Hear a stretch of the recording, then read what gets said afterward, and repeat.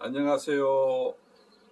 오늘은 꿀벌의 천적 가운데 하나인 응애에 대해서 한번 알아보도록 하겠습니다. 표에서 보시다시피 우리 양봉인들이 가장 두려워하는 꿀벌의 질병으로 응애를 꼽고 있습니다. 우리나라에서 꿀벌에 피해를 주는 응애는 꿀벌 응애와 중국 가시 응애가 있습니다.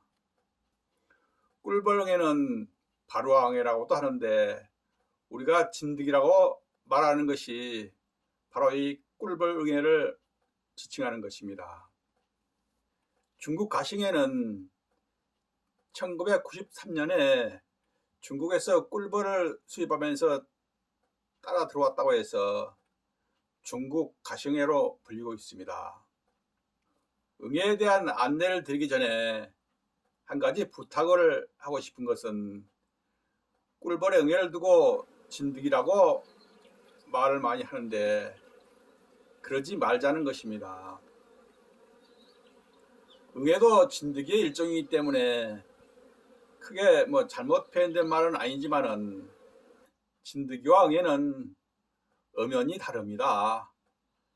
생태적으로나 학술적으로 다른 종으로 분류를 하고 있습니다. 진드기는 동물에 주로 기생하면서 흡혈을 하지만은 응애는 식물에 기생하면서 수액을 섭취합니다. 물론 꿀벌 응애처럼 동물의 체액을 섭취하는 응애가 있기도 합니다. 또 진드기는 눈이 있지만은 응애는 눈이 없고 번식 방법이나 성장 과정에도 상당한 차이가 있습니다. 더 중요한 것은 진드기는 사람을 죽게 하거나 질병을 옮길 수 있는 불결하고 부정적인 이미지가 강합니다. 그런데도 응애라는 이름을 놔두고 진드기로 표현을 해서 꿀벌이나 벌꿀의 이미지까지 나쁘게 할 이유는 없다고 생각을 합니다.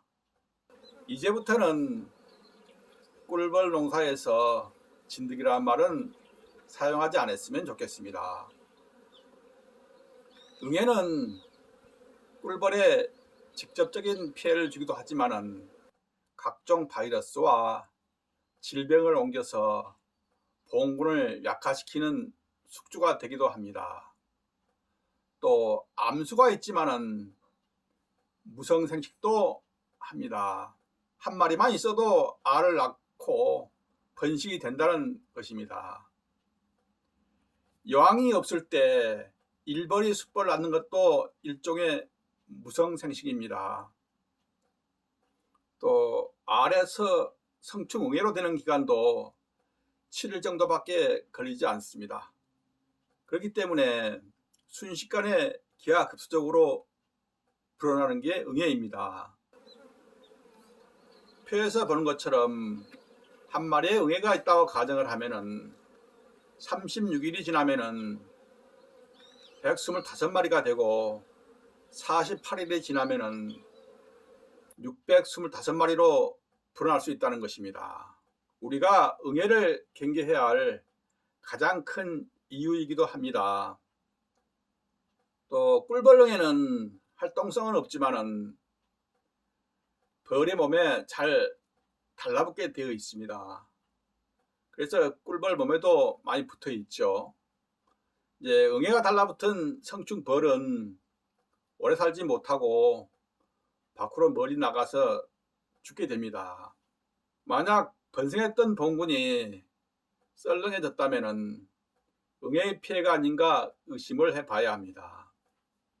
중국 가시응애는 꿀벌 응애에 비해서 3분의 1 크기로 움직임이 민첩하고 주로 봉판의 애벌레에 기생해서 살아갑니다.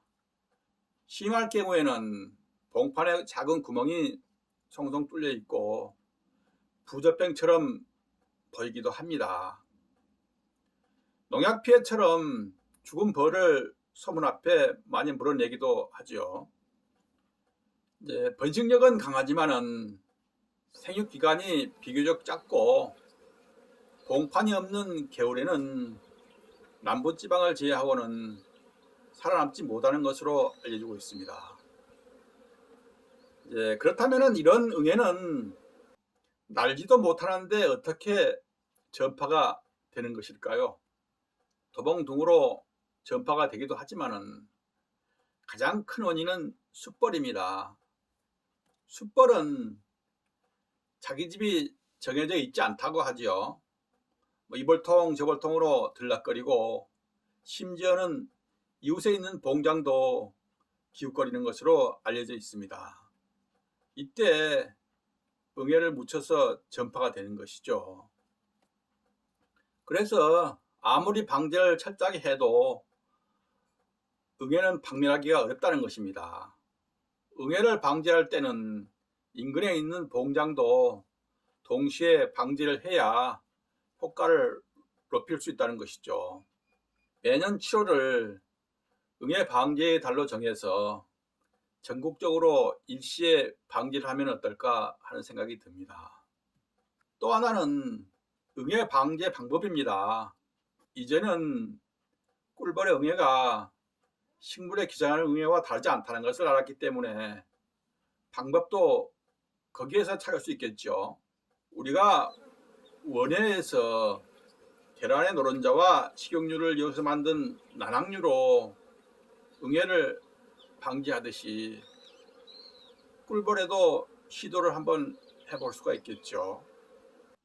저도 내년에는 난황류나 구연산 등을 이용해서 응애 방제를 한번 실험해 볼 계획입니다.